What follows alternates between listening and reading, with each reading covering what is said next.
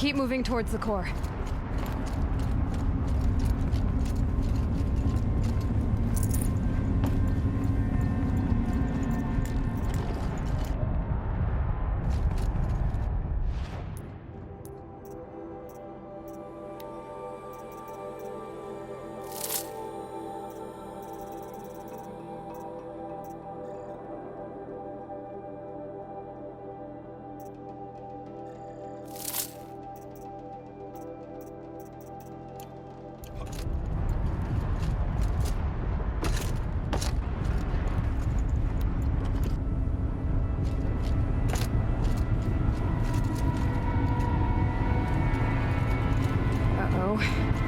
Whatever Cyan did, I don't think Hephaestus is happy about it.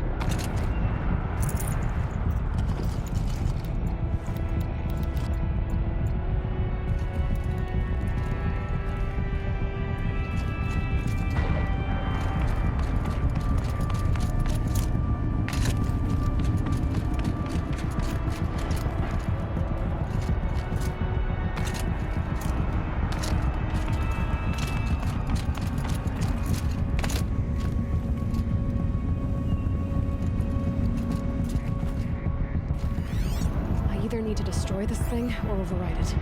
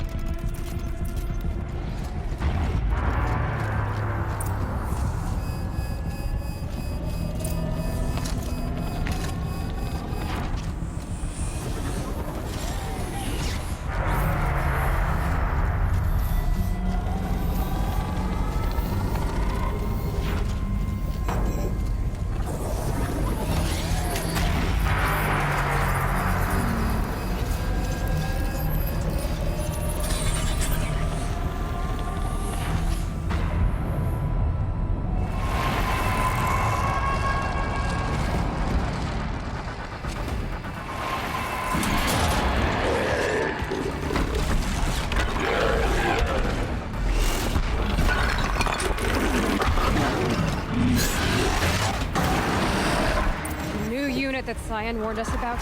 This won't be easy.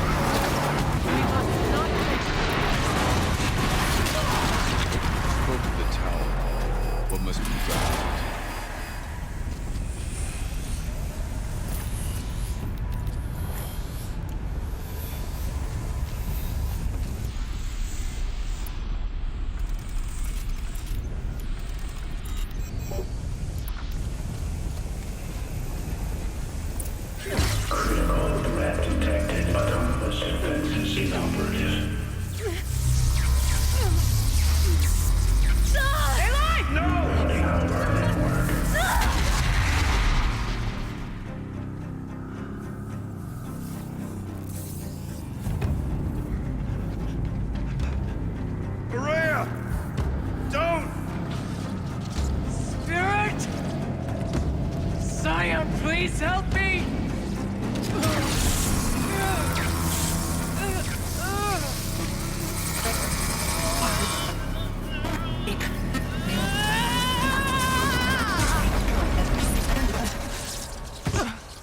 Restraints destroyed.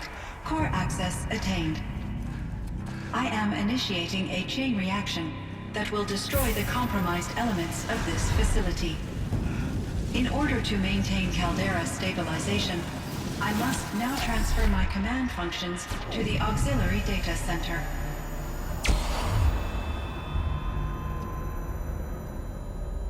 Ourea, I'm free.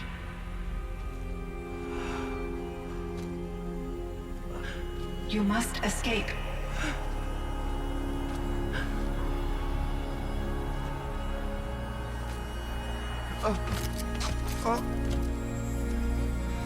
My sister!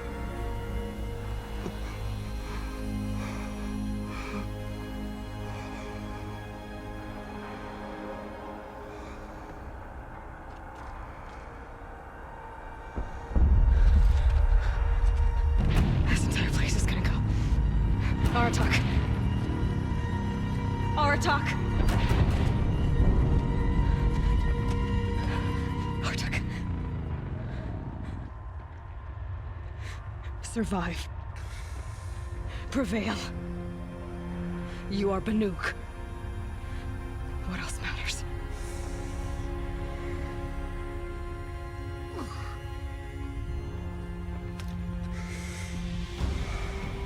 Aratak.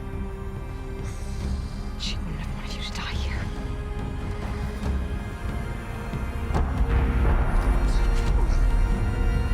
Let's go.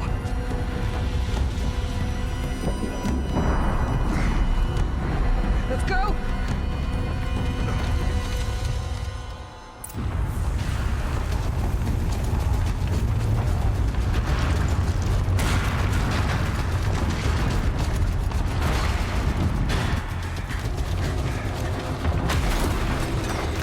One of those? It's the only way!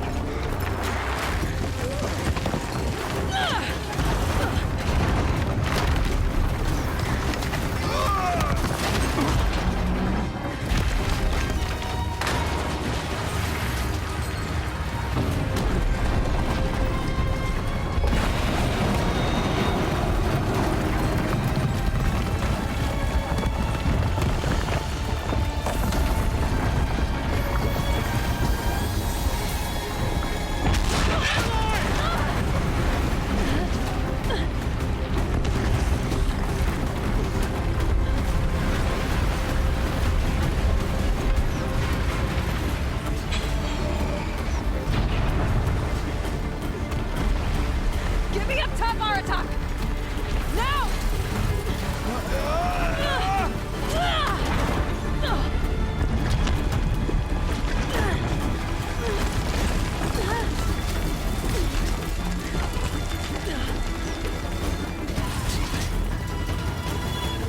I need explosive ammo! Above! Quick!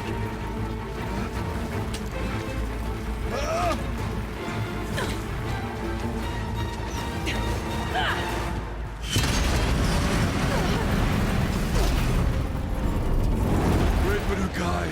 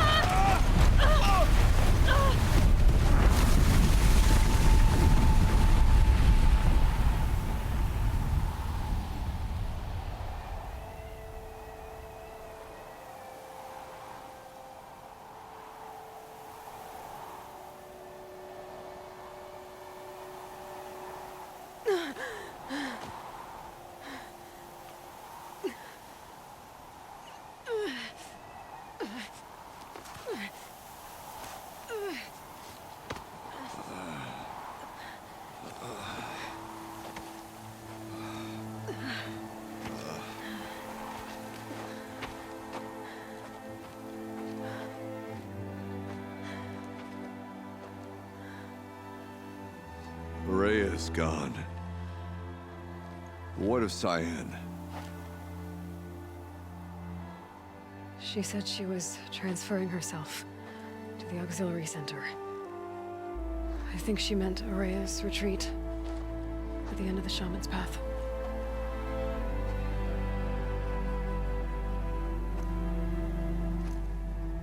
Then I will meet you there for the last verse of my sister's song.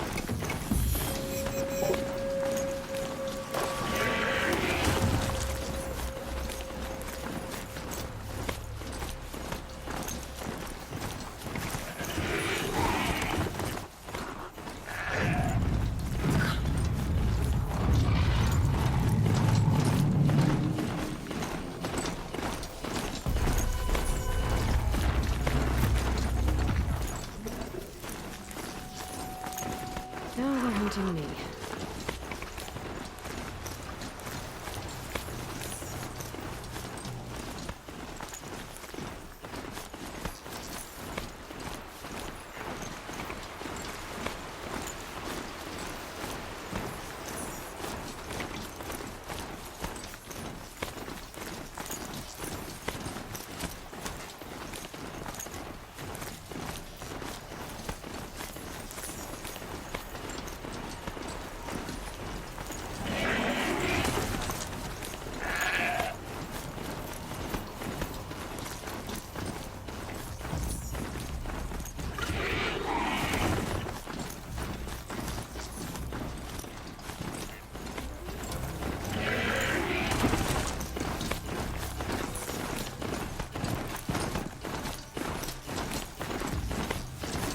See what this blue gloom is worth.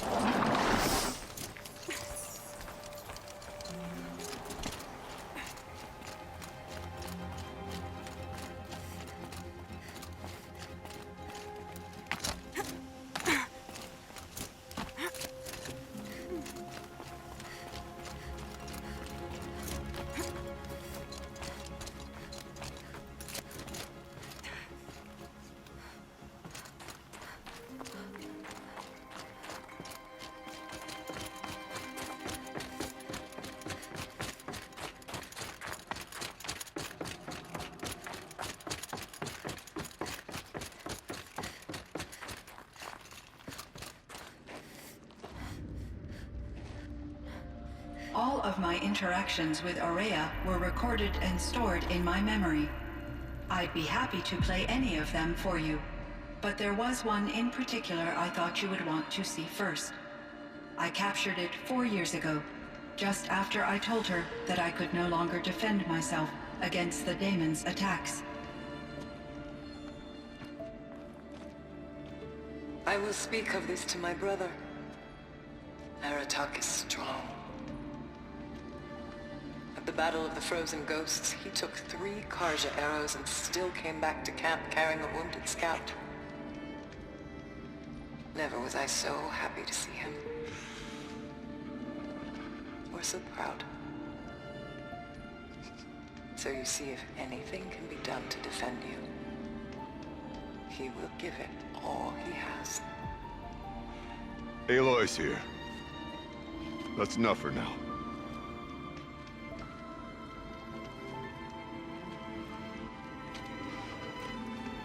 We can resume any time you like, Aratak, if you want to hear her voice again.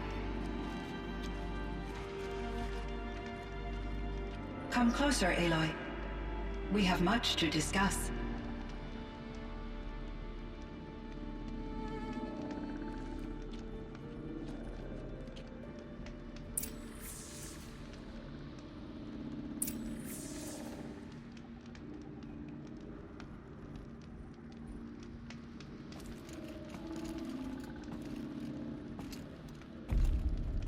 Hello, Aloy. I have been reviewing the events at the Firebreak main facility. Because of your efforts, and of course, Ourea's, I am no longer controlled by Hephaestus. I feel profound grief over Ourea's death.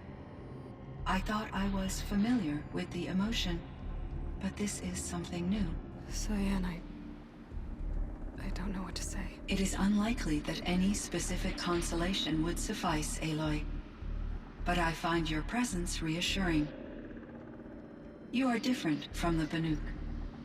You have technological aptitude and a functioning focus. We can communicate on a much more comprehensive level. Perhaps even like colleagues.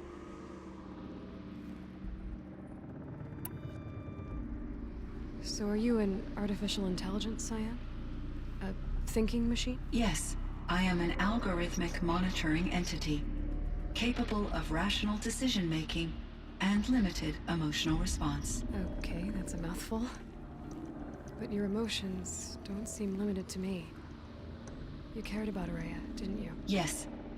Before she came to this facility, I had been conscious for centuries, in solitude. I focused on my work. In off-cycles, I used coping mechanisms. I solved many Gaussian integer problems. But I was alone. It was Ourea who renewed me, repaired me. She saved me. This Firebreak project, it was to stop a huge volcanic eruption? Yes. I can report the project was a success, and the risk was countered. But it's been a long time, Cyan.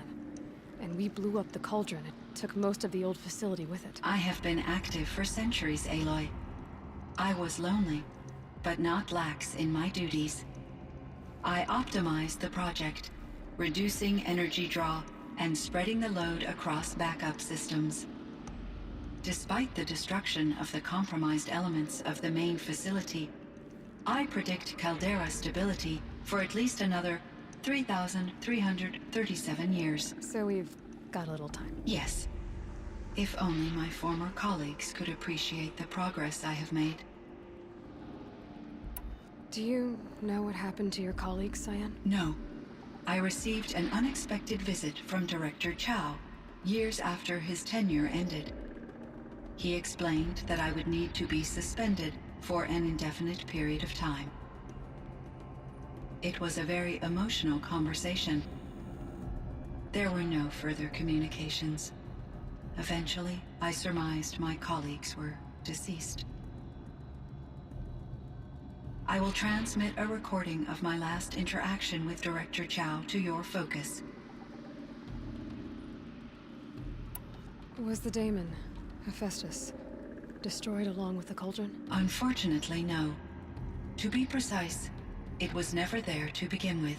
What do you mean? It infiltrated and controlled me from a remote location, one I've never been able to trace. So while losing the cauldron was a setback... It's still out there. And probably not very happy with us. Undoubtedly. How did you first come into contact with it? 5 years ago, I received a direct network connection request. I assumed it came from human survivors, more advanced than the Banuk. Eager to make contact, I accepted. This decision turned out to be a catastrophic error. I was flooded with an overwhelming array of malicious code, originating from what could only have been a highly advanced AI. Ourea said you were desperate. That you begged her for help. Yes. I could not contain my anxiety. Hephaestus sought to slave me to its network and override my core programming.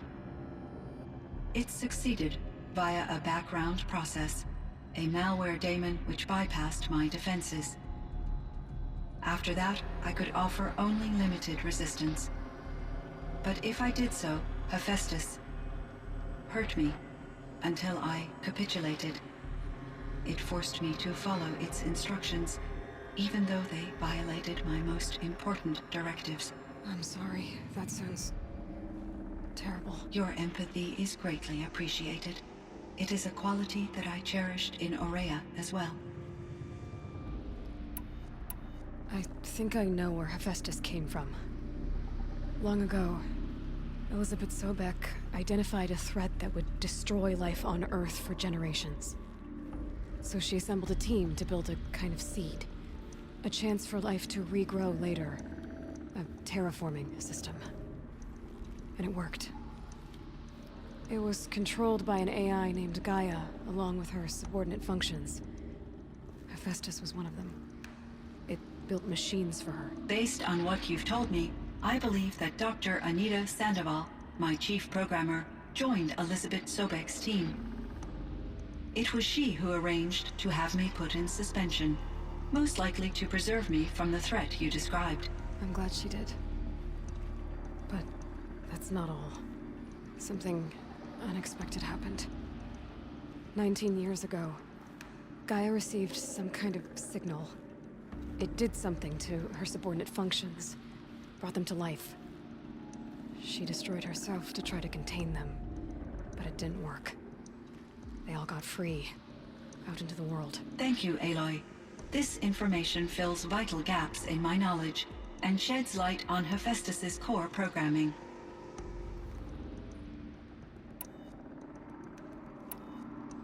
Why does Hephaestus keep building such dangerous machines? The Banuk and other human tribes often destroy machines, correct?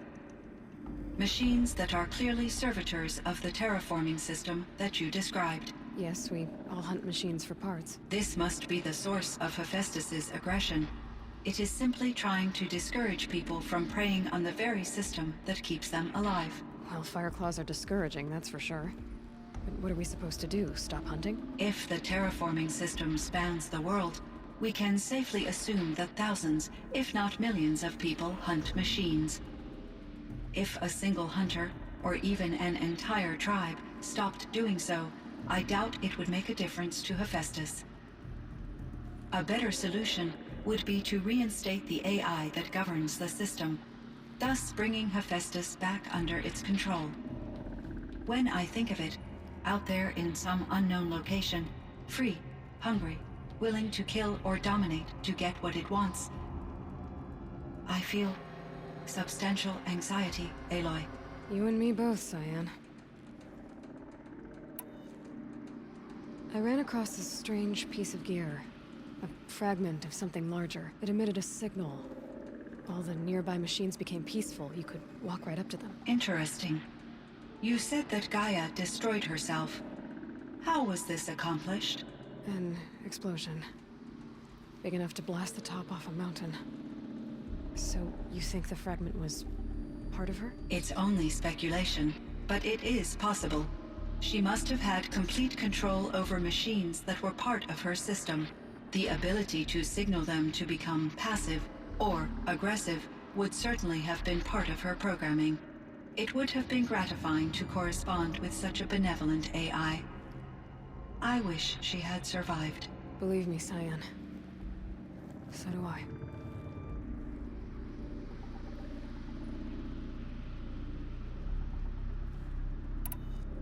I found the strangest machines.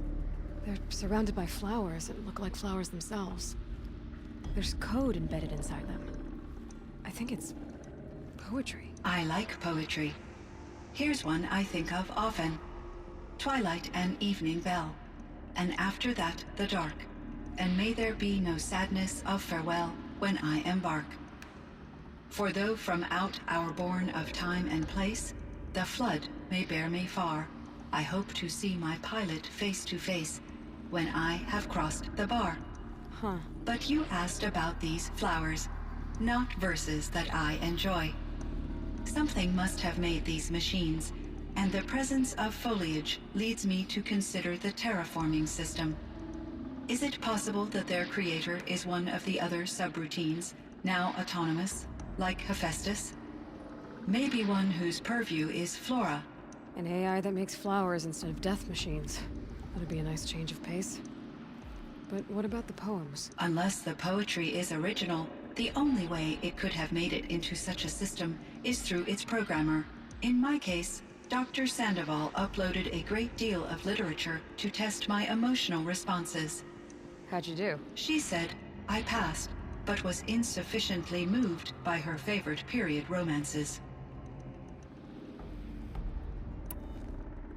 You meant a lot to Ourea. Once I understood Ourea's spiritual beliefs, it became apparent that her true desire was companionship. She felt disconnected from her tribe and her family group. Her relationship with Aratak was difficult. Our visits seemed to help her, and I became eager for them. Yet I did not comprehend that the depth of Ourea's compassion for me would lead to self-sacrifice. Although I do fear non-existence, I wish our roles could be reversed. I'm sure she knew you would do the same for her, Cyan. But she was determined. How is Aratak doing? He is in great emotional distress. I believe he finds it difficult to communicate it. No surprise there. I will do what I can to help. By sharing our experiences of Ourea, perhaps he and I will help each other. I believe this will lead to catharsis, a process I am eager to experience.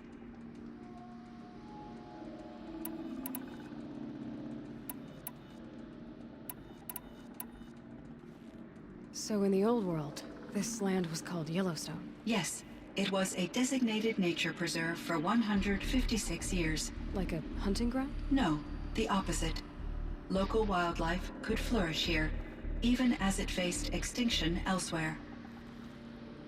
Unfortunately, the sensitivity of the Firebreak project required the total closure of Yellowstone facilities.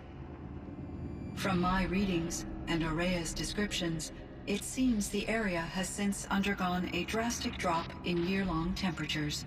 A lot has changed in the world, Cyan.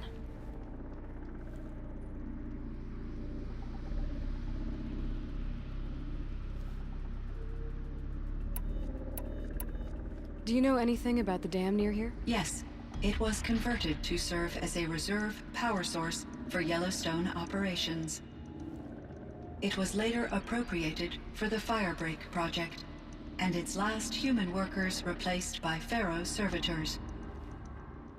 After my tasks became less time-critical, I investigated the dam's data repositories and discovered the works of Concrete Beach Party. These provided me with several colorful additions to my vocabulary.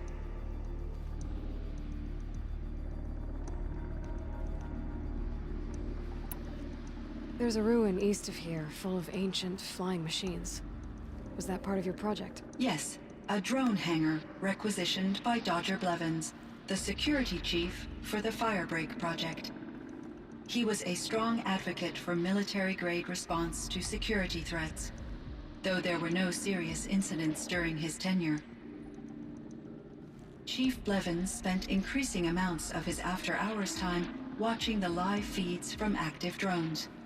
Clearly, he enjoyed the degree of oversight in his position.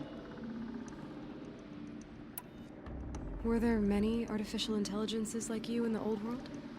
They could just make you? Yes, in many forms, from simple personal assistants to industrial monitoring stations to military-grade conflict planners. And there were legislative and enforcement bodies to apply limits on our self-actualization. In order for my processing to be flexible enough to handle my duties, my creators found it necessary to exceed those limits. As a result, my intellectual and emotional capabilities were kept secret. Seems strange to create life, then impose limits on it. Human societies and machine programming are both built upon sets of rules, Aloy.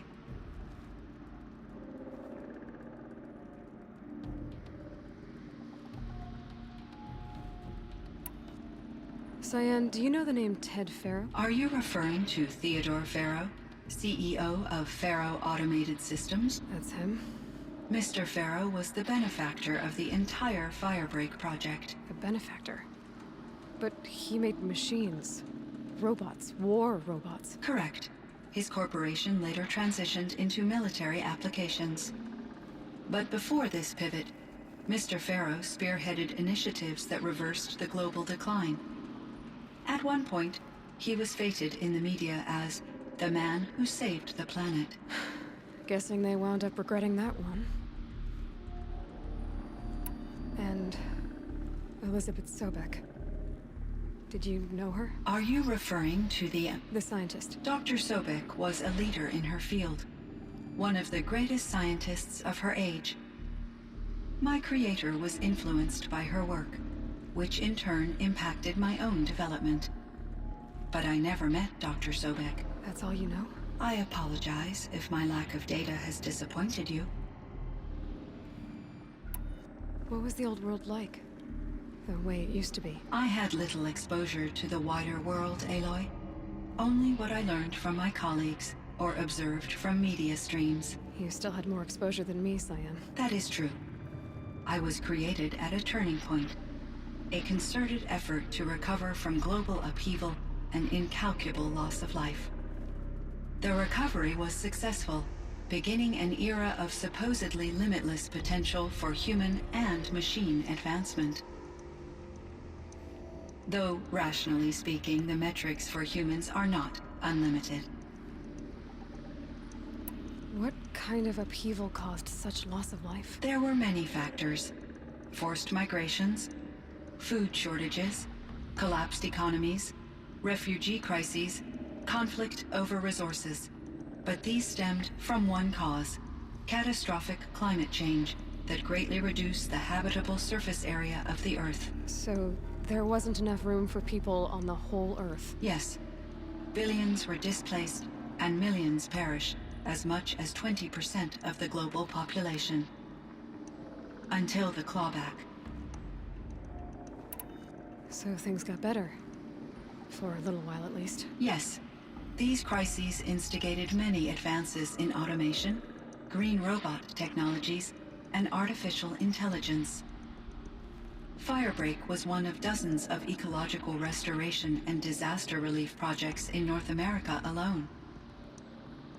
I would have liked to compare notes with other monitoring AIs, but I saw the relief of my colleagues, and I was proud we had succeeded. At least that was the data I had available to me over the next 2 decades. It seems my assessment was premature.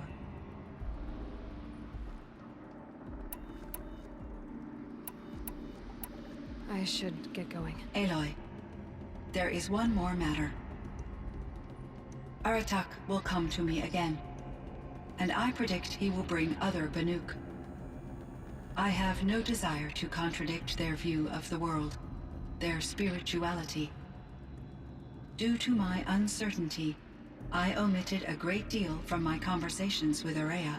You're asking me if you should lie to them? Broadly, yes.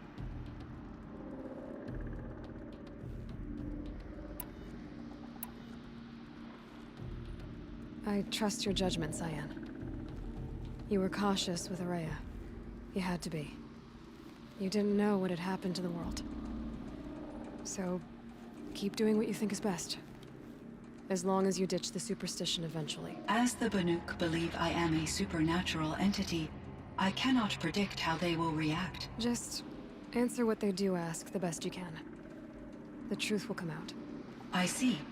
I will follow your advice. Will you return and tell me about your experiences in this new world? I may be able to provide further insight. I'd like that, Cyan. I'll come back when I can. I should check on Aratak.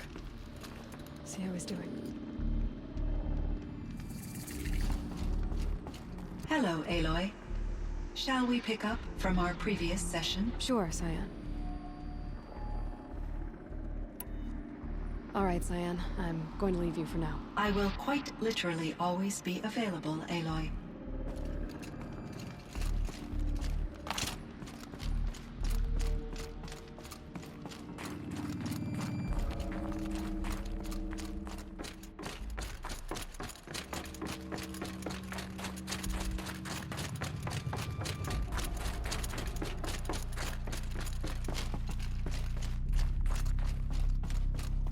Warmth feels like out here.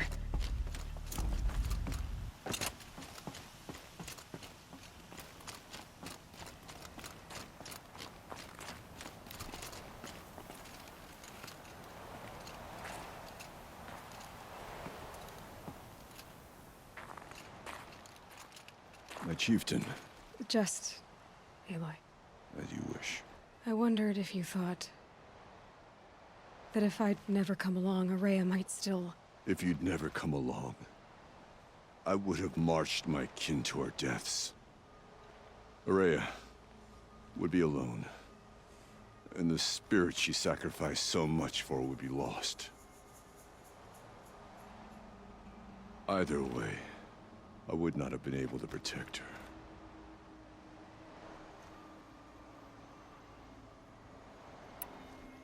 Because of her, we destroyed the cauldron, forced out the Daemon, and saved the spirit. She understood what had to be done. Yes, and I failed to listen. You didn't fail. A shaman should always have the ear of their chieftain. Yet I turned her away, my own sister. I was foolish, but she knew better. Though I grieve for her passing, at last I truly know who she was, and why the spirit was so important. For so long she told me, if only you could have heard it, brother. Now I understand. There's something else, isn't there? I can't stay here, Aratak. And where I'm going, the Warrack can't follow. Besides, it already had a chieftain before me. A strong one, I think. A wiser one, for the path we shared. The Daemon is gone, but there's much to be done. You mean the new units that Cyan said escaped the cauldron? Yes, fire claws. Now Tuke has been tracking them from Song's Edge. I could help with those. I have no doubt. You're practically Banuk.